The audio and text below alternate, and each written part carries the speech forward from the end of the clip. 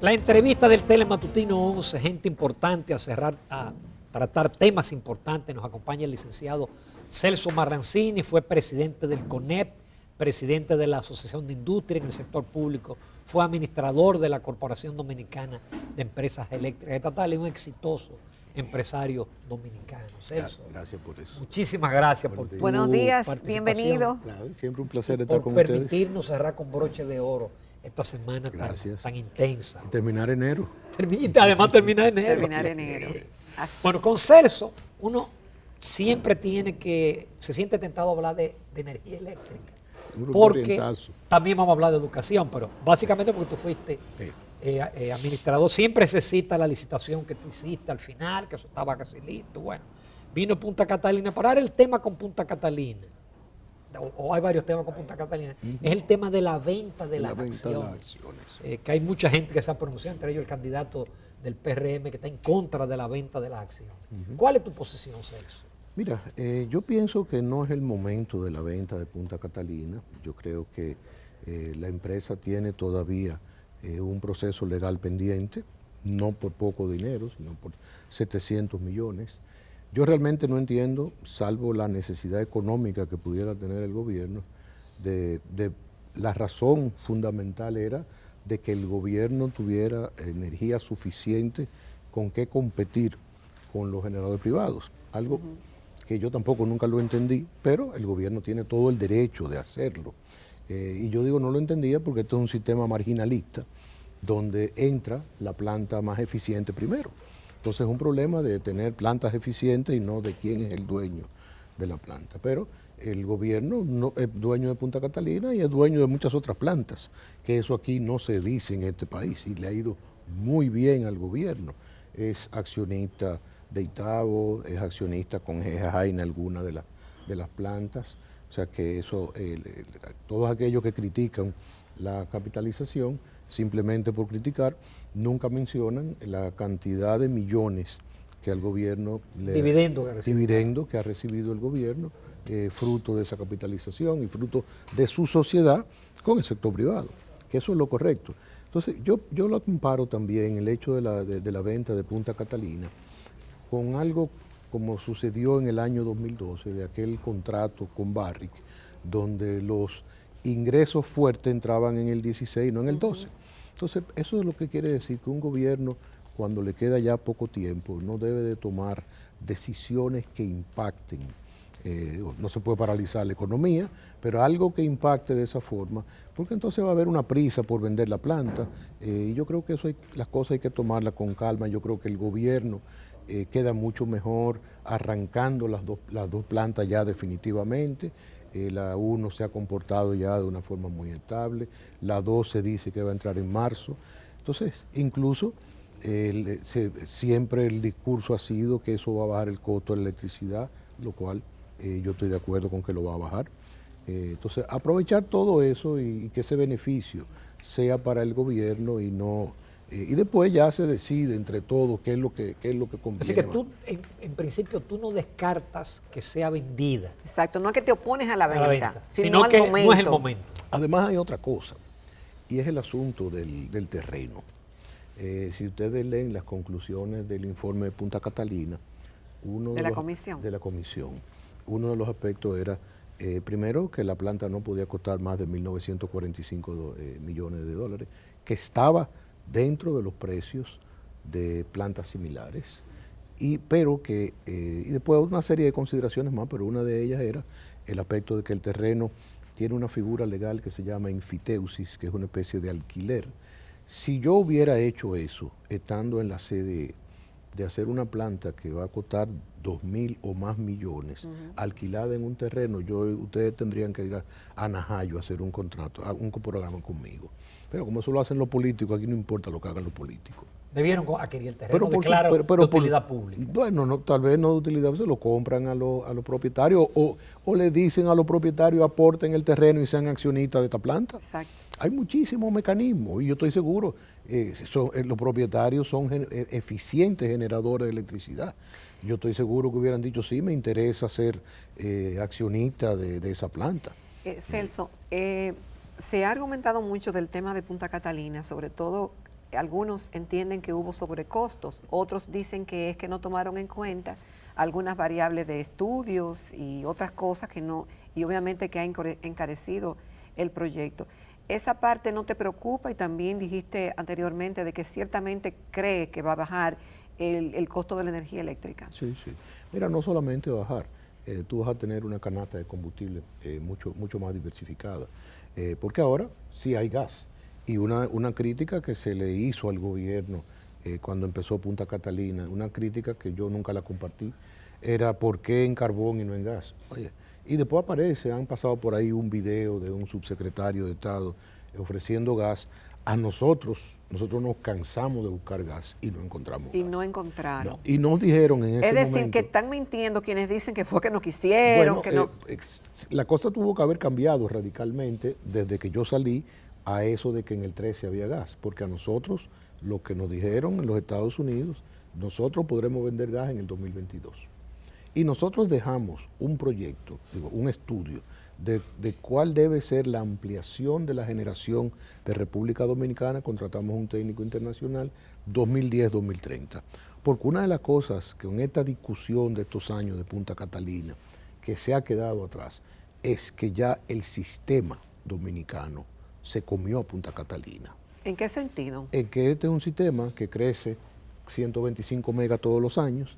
La última construcción grande de energía aquí estuvo en Quiqueya 1 y Quiqueya 2, nosotros la dejamos prácticamente finalizada, y después el cierre del ciclo combinado de la planta de Los Minas de 100 megas. O sea que nosotros en 8 años lo que hemos adicionado son alrededor de 850 megas. Indudablemente a eso hay que sumar el parque de energía solar que hay en este país, que es inmenso. O sea, realmente ese ha sido un avance importantísimo por parte del sector privado. Incluso AES dio el primer Picasso de una planta de 50 megas cerca por ahí de Baní, que es la primera planta que no necesita un PPA de la CDE. ¿Cómo? No, es contratada directamente con el sector privado. Okay. Entonces Sí, fue correcto. Nosotros tenemos un 10% de la capacidad de la planta es de AES, pero nosotros ya contratamos con AES un 10%. Para el parque de Jaime. Entonces, no, eso es para nosotros. Entonces, Celso, ¿fue correcta la construcción de las plantas Punta Catalina? Sí, definitivamente que sí. A carbón, yo siento con los ambientalistas, probablemente cuando salga acaban conmigo, eso no importa, que un día acaban con uno, otro día se olvidan de uno. Pero no había otro camino. Ahora, después de ahí sí nosotros no debemos, y sobre todo que ya se ha facilitado lo del gas, el gasoducto que AES ha construido, y AES va a construir un tanque adicional de gas, o sea que aquí realmente... Es decir, Celso, ahora sí procedería con lo que tú señalas del crecimiento de la demanda vista a 2030, ahora procedería una licitación privada como la que tú preparaste, claro que sí, para que sea el sector privado que siga construyendo. Por supuesto, es que debe de ser así. El gobierno no está para producir, el gobierno está para regular y controlar. Yo siempre he dicho a los que me dicen, no, que los generadores no son malos. Yo bregué con ellos 3 años. Cuando dos empresarios se sientan, es el momento donde ninguno de los dos quiere saber uno del otro, es cuando están discutiendo el precio. Ahora, después que tú tienes tu precio discutido, lo que yo quiero es que tú me pagues y que tú me des servicio. Exacto. Y es lo mismo con los generadores. Si los generadores tú estás discutiendo un contrato, bueno, el generador quiere cobrar 20 y yo quiero pagar 5. A mí muchas veces la gente me dice, ¿cuánto tú quieres pagar por esto? Y yo le digo, nada. Claro. Claro, pues es así, nada. Celso, pero tú dices de bajar precios, pero uno no lo ve claro porque todavía las pérdidas son muy altas. Vimos como en el presupuesto complementario las EDE se llevaban 1.700 millones de dólares de deudas con contratistas y deuda con generadores. Entonces, ¿cómo bajar el precio si todavía tú tienes un nivel de pérdida muy alto? Eso es porque una cosa es el precio de generación y otra cosa son las pérdidas de las distribuidoras. Definitivamente ese nivel de pérdida es extremadamente alto. La pérdida que nosotros dejamos en el 2011, que fue el último año completo, porque no hicimos el 12 completo, fue de 720 millones de dólares con el petróleo a 120.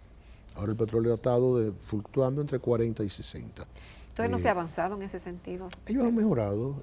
Yo sé que Edesur ha hecho un gran esfuerzo. Me dicen que de Norte ha hecho algo. De este no tengo los números de este. Pero han avanzado, tal vez.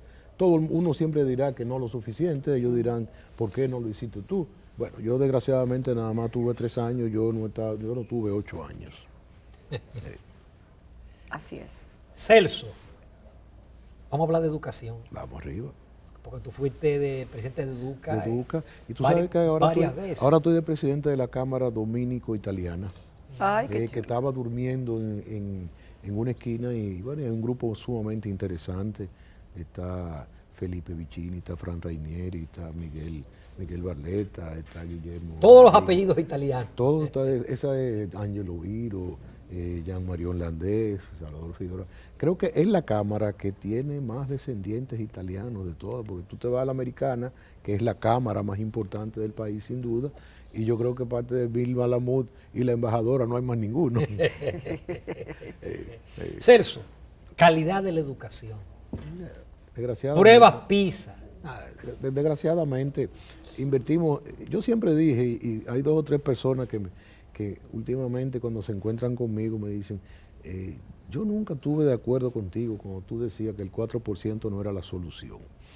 Y yo decía, bueno, atreverse a decir eso en ese momento de euforia, donde el Parque de la Lira lo convirtieron en un búnker del 4%, las sombrillas, los botones, las camisetas. Y yo decía, señores, el problema no es ese. El problema está en que nosotros tenemos unos maestros con una calidad que no saben leer y escribir. Nosotros tenemos una ADP que hace la vida imposible, donde muchos de ellos salen millonarios. Entonces, y millonarios sin justificación. Entonces, mientras no haya calidad de educación, no va a invertir. El presidente ha hecho una inversión en infraestructura. Tenemos la infraestructura, yo diría que para los próximos 10 o 15 años, magnífico. Pero aquí debieron de haberse traído maestros españoles, claro, no a sustituir a los maestros dominicanos, a entrenar a los maestros dominicanos. O sea, aquí, mientras tú yo recuerdo un día, yo estaba en un sitio y había una joven aprendiéndose un temario. Y yo le dije, tú me dejas verlo. El temario estaba lleno de falta de ortografía, pero no de la respuesta de ella, no de la pregunta del maestro. Entonces, olviden de un maestro que no te manejan una computadora, que si hay huelga hoy porque sí o qué, que cuando el ministro de Educación quiere implementar que los maestros vayan por calidad, le montan una huelga. Y una cosa, los gobiernos le tienen miedo a la ADP, y a la ADP no se le puede tener miedo. Óyeme, no quieren un sindicato más fuerte que el que tenía el sector eléctrico, Citracode. Me acuerdo cuando yo llegué en el 96 a la presidencia de la CDE, Citracode se me acercó y dijo, ¿usted va a permitir que nosotros volvamos? Yo le digo, sí, mañana hablamos. Eso fue cuando Balaguer. Cuando Balaguer, Macorís. De Citracode. Con tu permiso, Celso Marrancini, nos vamos a una breve pausa. Todavía nos quedan muchos temas que tratar con el empresario Celso Marrancini.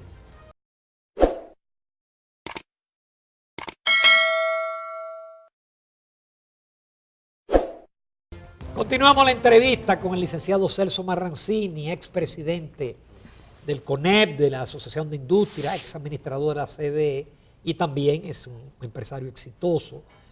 Jacqueline Morel tuvo que ausentarse por compromisos, así que continuamos encantados con Celso Marrancini. Celso, estamos viendo un momento intenso políticamente. Quizás yo que tengo tantos años en la comunicación nunca había visto, salvo quizás en la época del doctor Balaguer, tanta tensión, tantos cuestionamientos, tantos temores. ¿Cómo tú ves el panorama político? Mira, precisamente en mi artículo del miércoles, de este miércoles, por eso. Era elecciones 2004-2020 y fui a visitar a Monseñor Agripino Núñez antes de ayer porque no pude ir a la puesta en circulación. Y yo fui parte de la comisión de seguimiento del 2004, que en ese momento eran los partidos políticos quienes elegían a los representantes y a mí me eligió el PRD, específicamente de Ramón Alburquerque y Atué de Camps. Y yo le decía a Monseñor, yo creo que la situación de hoy es peor que la del 2004.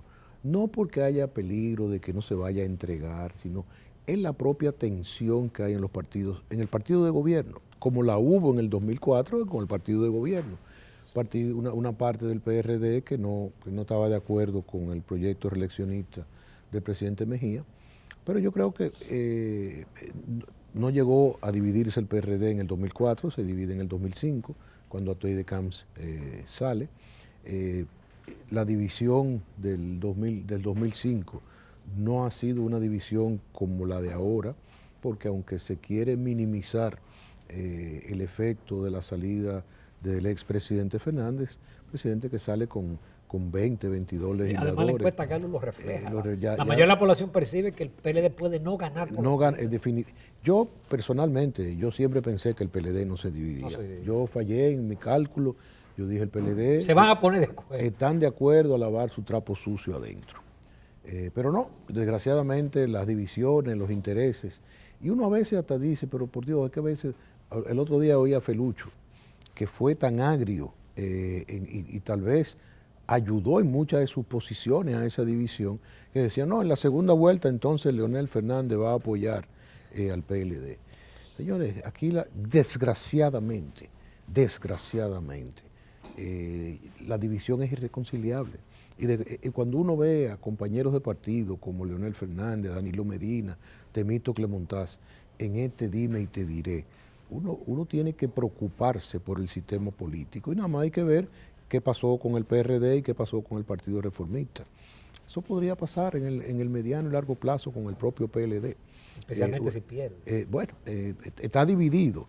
Aquí lo que hablan de que aquí se gana en una primera vuelta, yo no entiendo cómo, personalmente. O sea, aquí, y yo creo que de todo esto, porque de todas las cosas, de los enfrentamientos, hay algo positivo.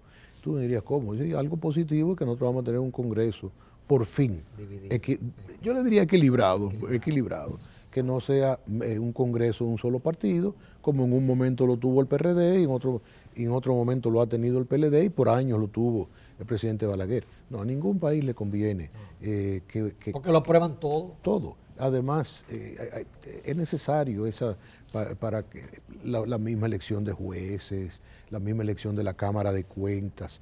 Los países necesitan contrapesos. Y este es un país que tiene muy poco contrapeso, definitivamente.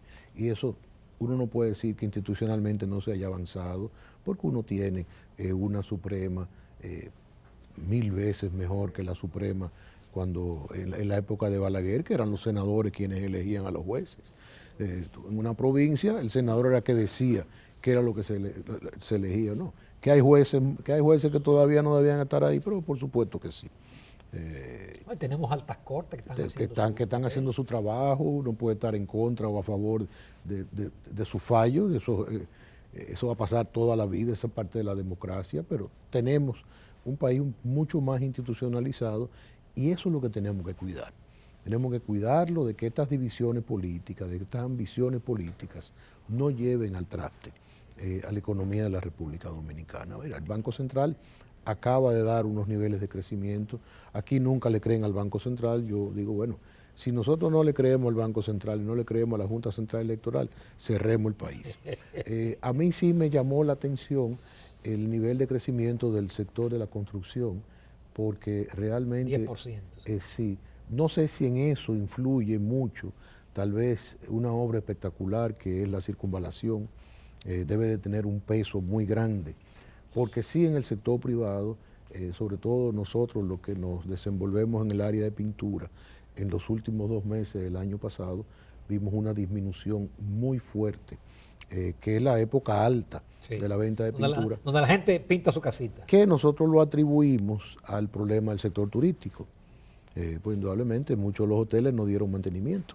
Entonces eso... El turismo creció solamente 0.3. Claro, y hubo una disminución de la llegada de turistas, fruto a esa campaña tan asquerosa que se le hizo al país a principios del año 2019.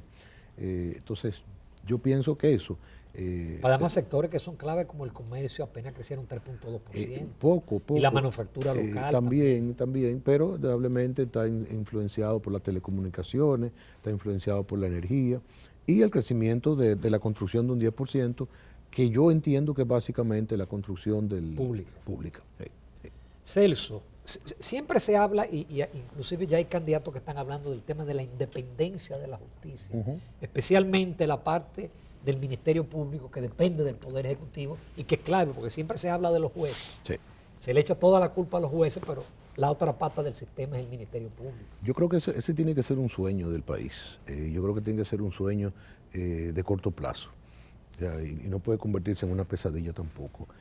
Mientras no haya una independencia de las fiscalías, realmente esa es la pata que le falta a la justicia nuestra. Pero indudablemente cuando esa parte depende del Poder Ejecutivo, no hay independencia. Puede funcionar muy bien, puede funcionar muy mal, va a depender mucho de quién la encabece y va a depender mucho de la independencia que el propio Ejecutivo le permita. Y yo creo que sí, que eso es algo que los dominicanos tenemos que impulsar como parte de todas las reformas que venimos haciendo durante los últimos años. Celso, tú eres un exitoso exportador que incluso tiene empresas en Centroamérica, exporta a los Estados Unidos. ¿Todavía hay trabas para la exportación? Mira, aquí ha mejorado mucho todo eso. Aquí, empezando por la Dirección General de Aduana, años atrás, tú podías tener un contenedor un mes, 45 días y mucho más. Ya hace muchos años, un contenedor se saca en un día. Y hay una serie de mecanismos favorables hacia las exportaciones, están las ventanillas únicas, si eres un importador o exportador OEA, que es un exportador de bajo riesgo, el proceso de verificación en aduana es muchísimo más expedito y menos problemático, y eso ha ayudado a bajar los costos de los empresarios. Eso ha ayudado a las exportaciones. De hecho, acabamos de presentar los números de la Asociación de Industria de Jaina. Por cierto, te voy a mandar la presentación, sumamente interesante, donde Jaina es el municipio o el polo industrial que mejor salario paga en la República Dominicana, donde las exportaciones de Jaina han crecido del 2010 al 2018 en un 448%. Es un caso único. Es un caso único donde porque realmente las exportaciones es lo que crecen en 2 y 3%. Nuestra participación en la parte social, nosotros tenemos un politécnico que costó $50 millones, que ya hemos graduado más de 50 millones de $50 millones con una cooperación de España. Pusimos el terreno y ya debemos haber graduado 18 mil estudiantes en carreras técnicas. El proceso de arbolización, a pesar de que el actual alcalde que quiere reelegirse en un programa decía que nosotros no hacemos nada, lo que pasa es que es al revés. Él no hace nada y entonces él quiere que nosotros seamos los alcaldes, y eso no puede ser posible. Tiene que ser un trabajo mancomunado entre los dos. Tal vez el olvidarse un poquito más de la banca de apuestas y trabajar más en el aspecto de lo que es Jaina. Pero Jaina se dice que sigue siendo uno de los municipios que están más contaminados. No, ya esa es otra cosa que no es cierto. Jaina lo fue en un momento con una fábrica de baterías que estaba dentro de los 10 municipios más contaminados del mundo.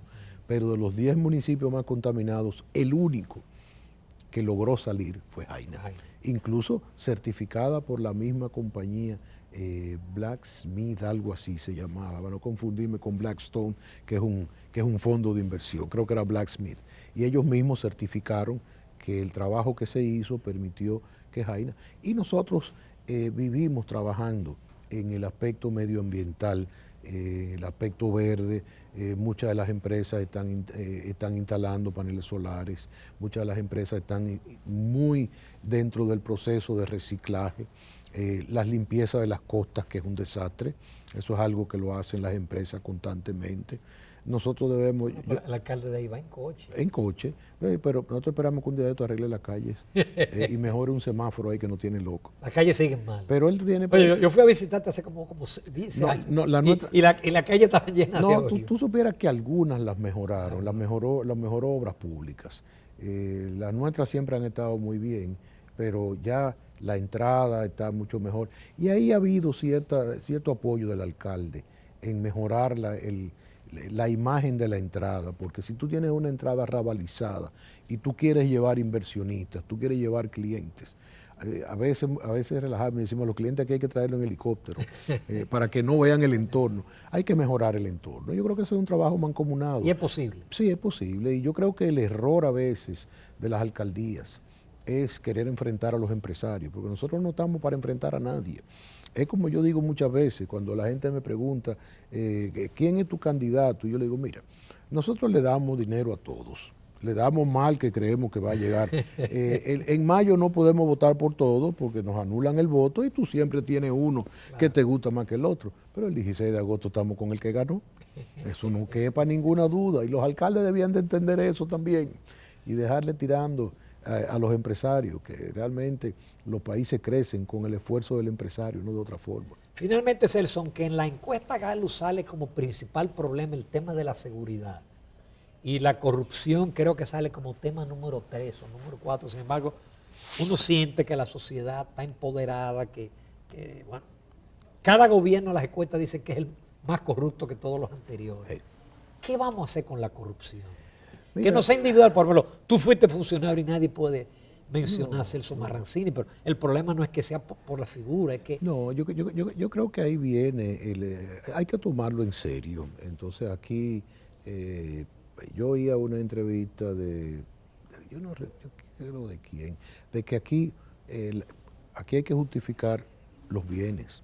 Mira, aquí hay un proyecto de amnistía, que ese proyecto realmente es un escándalo, porque ese proyecto, si un empresario, porque ha evadido, porque hay empresarios que evaden, o porque tiene un cúmulo de inventario, de errores en inventario a través que se te dan de 10, 20 años de operación y tú quieres transparentar ese error, tú puedes hacerlo. Pero entonces tú vas a la dirección de impuestos internos, le dices, mira, yo tengo un error de inventario de 5 millones de pesos. Y la dirección de impuestos internos entonces tiene la potestad de aprobarte la amnistía o no. Entonces lo que puede hacer es que te vuele arriba con una verificación. Sin embargo, si tú vas y le dices, yo tengo 50 apartamentos, ajá, ¿y cuánto valen? Valen tanto, págame el 3%. Tú sabes que se lava el dinero, esa es la forma de lavar el dinero. Entonces, parecería que más que un proyecto de amnistía, es un proyecto de facilitación para aquellos que tienen apartamentos fruto de corrupción, fruto de evasión, porque también el que evade lo hace también, o fruto del dinero mal habido del narcotráfico. Entonces, tú tienes un país incluso donde las bancas de apuestas no están sujetas a la ley de lavado. ¿Cómo es posible eso? Esas son lavanderías. Bueno, o pueden ser. Pueden serlo, porque yo estoy seguro que hay muchos de ellos que son serios. Uno no puede meter a todo el mundo en el mismo saco. Pero ¿por qué? Si yo tengo que justificar $10,000 que tengo que mandarle al banco y yo tengo que mandar, en Estados Unidos yo sigo siendo PEP. PEP es persona políticamente expuesta. En la República Dominicana son 5 años. Yo todos los años tengo, por haber participado en un gobierno, yo tengo que ir a los bancos con los que yo trabajo y darle una serie de explicaciones. Y a veces me dicen, esta factura, yo quiero que tú me expliques qué compra fue esta. Y yo tengo que mandarle la orden de compra, el suplidor, todo bien claro. Oye, y qué bueno, yo no protesto por eso. Yo creo que todos los políticos debían de estar sometidos a eso, justificar sus bienes. Porque otra cosa, Ramón, en este país se habla de la presión fiscal, pero aquí nadie habla de la calidad del gasto. O sea, eso te lo hablan en la oposición. Sí. Aquí en la oposición se hablan de una serie de temas que el 16 de agosto le da el Alzheimer. Inmediatamente le da el alemán. Se olvida la calidad del gasto, se olvida la suntuosidad. ¿Cómo es posible que un país pobre, un funcionario te ande en una jipeta de $125,000? ¿Cómo es posible que en un país pobre, un funcionario que va a un trabajo del Estado vaya con una corte, que parecemos un país árabe y no un país del tercer mundo? Aquí hay muchas cosas que hay que cambiar. O sea, entonces tú hablas de la seguridad. ¿Cómo tú vas a tener seguridad cuando un policía te gana 8 o 10 mil pesos, cuando un capitán te gana 40, 45 mil pesos y tiene que arriesgar su vida? No, hombre, no es verdad. Entonces, lo mismo el tránsito. Tú sabes lo que nos cuesta el tránsito. Y mira que ahora, gracias a Dios, uno tiene Waze, que antes no lo tenía. Sí. Y tú dices, bueno, yo por ejemplo lo pongo en mi casa y digo, que me toca llegar al canal para llegar temprano. Sí. Pues tú llegas con los nervios de punta, sobre todo cuando son programas como este en vivo, que tú tienes que estar a una hora. Y a veces, tú sabes el tiempo que se pierde en la calle, ese dinero productivo, la cantidad de gasolina que se pierde, y no resolvemos el problema del tránsito. Celso, qué pena no tener más tiempo, pero yo te agradezco porque hemos abordado todos los temas de interés. Caray, uno extraña mucho dirigentes empresariales como tú. No, hay muchos muy buenos, están muy buenos. Lo que pasa es que ustedes me tuvieron más tiempo y me cogieron más cariño. Exactamente. Celso Marrocini, muchísimas gracias. Gracias, Ramón. Continuamos.